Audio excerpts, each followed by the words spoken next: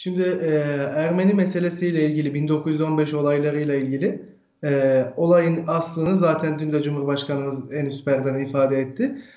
Bir yer değiştirme.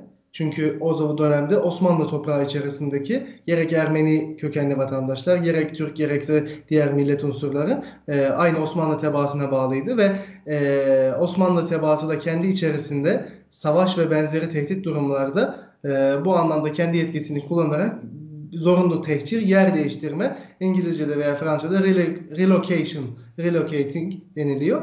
Yerini yeniden değiştirdi onların. Tabii o dönemde karşılıklı olarak Ermeni çetelerin yaptığı saldırılar ortada. Bunların kayıtları ortada. Bunların kayıtlarıyla alakalı yabancı araştırmacıların raporları, kitapları, makaleleri, yayınları zaten ortada. Peki diyeceksiniz ki son dönemde yani uzun yıllardır biz bunu tartışıyoruz. Aslında bu yıl yeni değil, bu ilk değil. Biden'ın yaptığı açıklamanın öncesinde ben 2016 yılında ABD'deydim ve her 24 Nisan'da bizim Türkleri de bir araya geliyorlar. Elçiliklerimizin, konsolosluklarımızın yani yurt dışı misyonlarımızın önünde. Çünkü karşı safhada da Ermeniler, Ermeni lobisi destekli olarak Ermeni vatandaşlar ABD'de mitingler, gösteriler, nümayişler yapıyorlar. Şimdi her 24 Nisan'da biz bunu yaşıyoruz. Bu ABD kanadı. Bir de Avrupa'da benzer sıkıntılar yaşıyoruz. Bu da hatırlayacaksınızdır.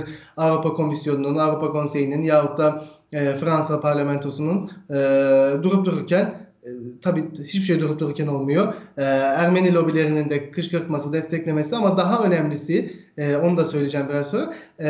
Biz sürekli bunlarla karşılaşıyoruz. Yani Ermeni olaylarını farklı türde nitelendirmek isteyen, farklı türde tasvir edip Türkiye'yi sıkıştırmak istemek. Buradaki zaten amacın temeli de budur.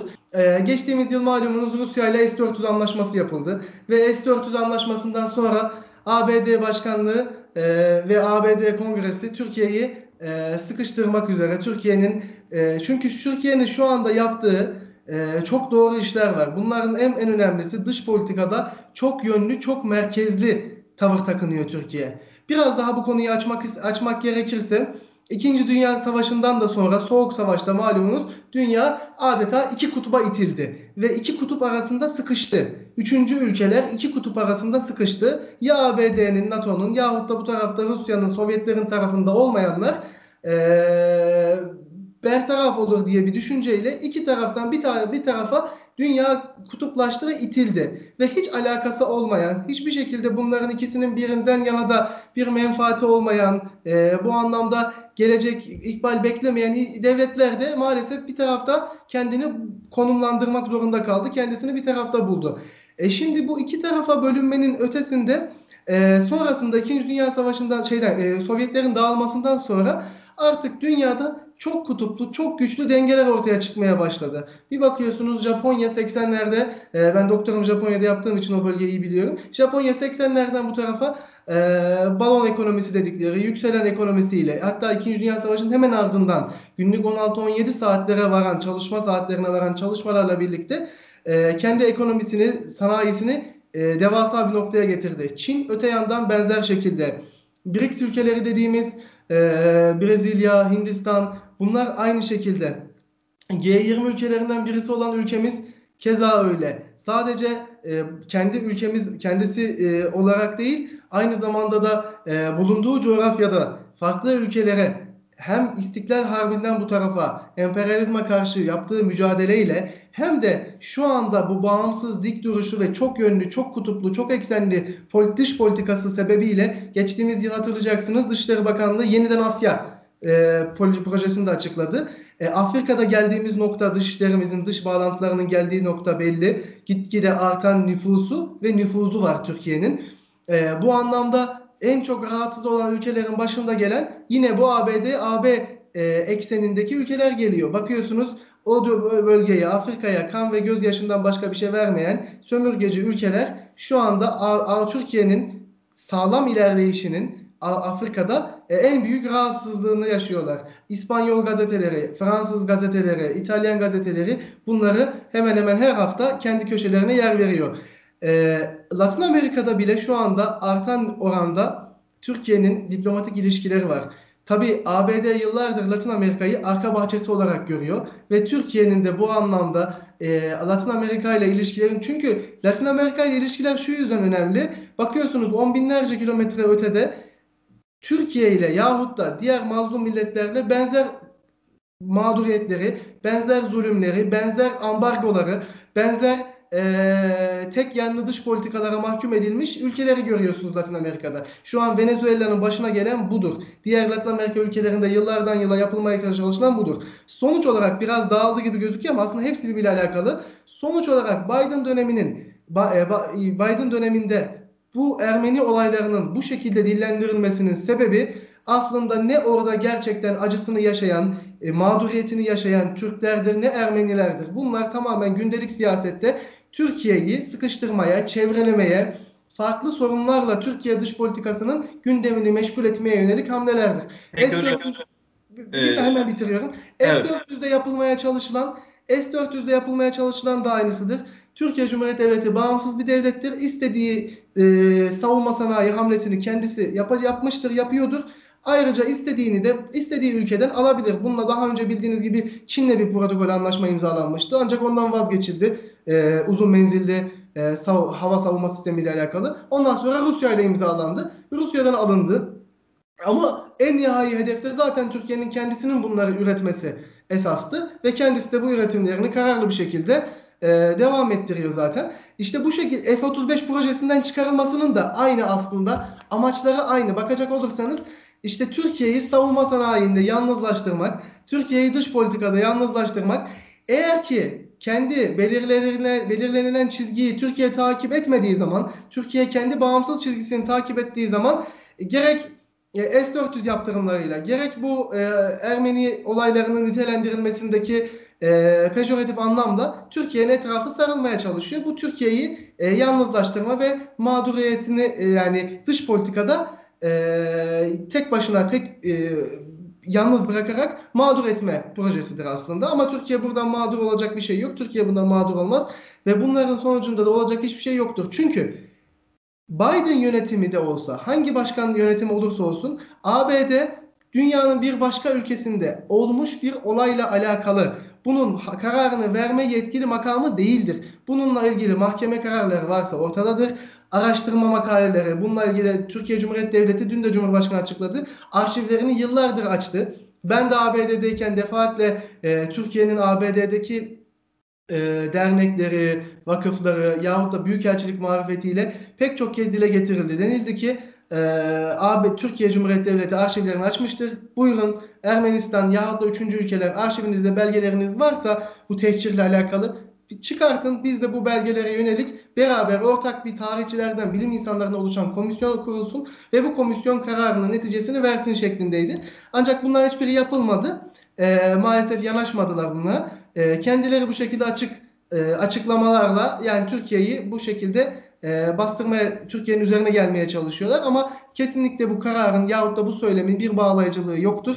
Zaten bahsettiği genocide, soykırım kelimesini Allah aşkınıza, ben az önce söylemiştim, Japonya'dan geldim. Japonya'da atom bombası atılarak masum, sivil, çocuk, çoluk, yaşlı, genç demeden, asker, polis demeden birçok insanı, yüz binlerce, on binlerce insanı öldüren İnsanlar, sizce bu soykırımın dik alası değil midir? Aynı şekilde Ruanda'da Fransa'nın yaptığı ortadadır. Yani soykırım kelimesini bu kadar kolay kullanmaları kendilerinin bu kadar alışık olduğundan kaynaklanmaktadır. Biz soykırım kelimesini yıllardır reddediyoruz çünkü bizim Türk İslam savaş geleneğinde de bu yoktur. Türk İslam devlet geleneğinde de zaten böyle bir muamele yoktur. Yani Selçuklu'dan, Osmanlı'dan itibaren söylüyorum. Daha da öncesine gidilebilir.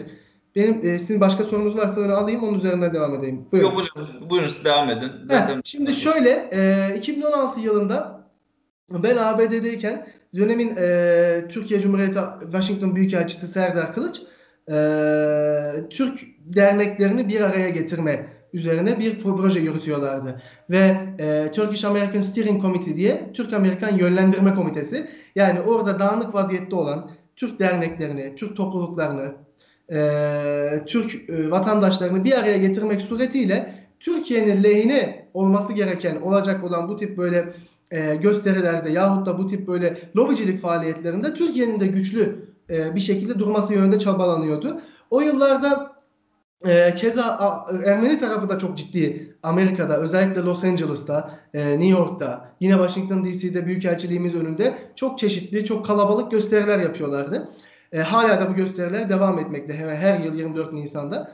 Türk tarafı da tabii ki bununla karşılığında kendi sesini, kendi olaylarını, olgularını duyuracak şekilde billboardlara afişler. Çünkü Washington'da işler biraz daha bu lobicilik üzerinden dönüyor ve hiç alakası olmayan bakıyorsunuz kongre üyeleri, senatörler ABD'nin Türkiye'nin aleyhine olacak şekilde yahut da üçüncü bir başka ülkenin aleyhine olacak şekilde kendi malumatları olmasa da oy veriyorlar.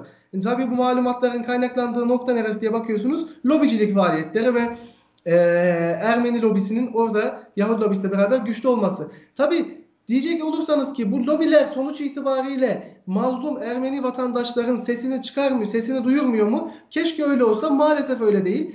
Kesinlikle lobiler kendi lobilerinin yöneticilerini, kendi lobilerinin üst kesimindeki insanların daha çok ticari, maddi ilişkilerinin tesisi adına maalesef bu çekilen acıları da bizzati kendileri kullanmaya çalışıyorlar. Aynı şekilde Yahudi lobisinde de benzer durumu görüyoruz. Şu anda televizyonlarda belki göreceksinizdir, görmüşsünüzdür.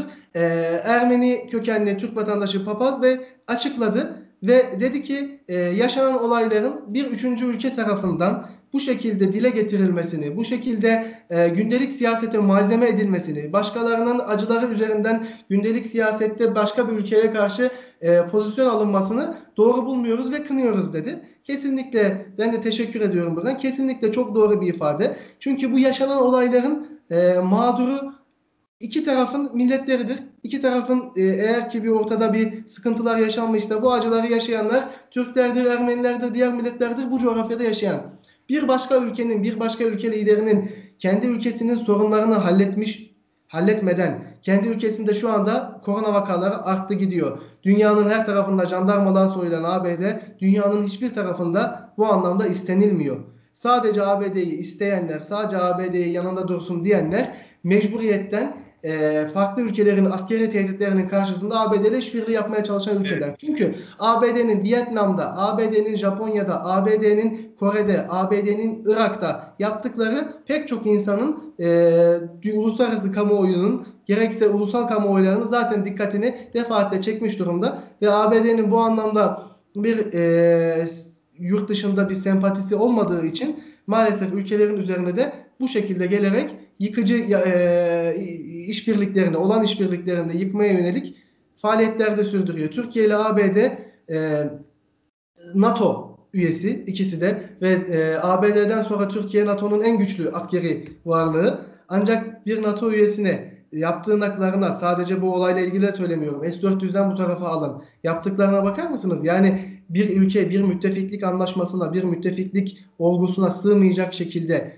bu ikinci bir ülkeyle yahut da bir müttefikiyle anlaşmaları yapmaları, onun aleyhine olması, sadece onun aleyhine olması düşüncesiyle hiçbir mahkeme kararına dayanmayan, hiçbir bilimsel veriye dayanmayan, hiçbir arşiv belgesine dayanmayan bu belgeleri, bu olayları bu şekilde nitelendirmesi kesinlikle Türk-Amerikan ilişkilerine zarar verme amacıyla ve Türkiye'yi uzun vadede, orta vadede çevreleme politikalarıyla. Çünkü bu çevreleme politikalarının siyasi kısmı bu. Askeri kısmı neresi derseniz Yunanistan'da yapılan, Yunanistan'da alınan üsler, Rum kesiminde yapılan anlaşmalar. Bunlar Türkiye'yi, Kıbrıs Türk Cumhuriyeti'ni tamamen bu bölgede, Doğu Akdeniz'de yahut da Orta Doğu'da çevrelemeye amacıyla yapılan projeler. Bu Biden'ın son açıklaması da nihayetinde bunlardan bağımsız olarak değerlendirilmemeli. Siyasi anlamda Türkiye'nin üzerine gelmek üzere anlamında kullanılmış sözler olarak değerlendiriyor.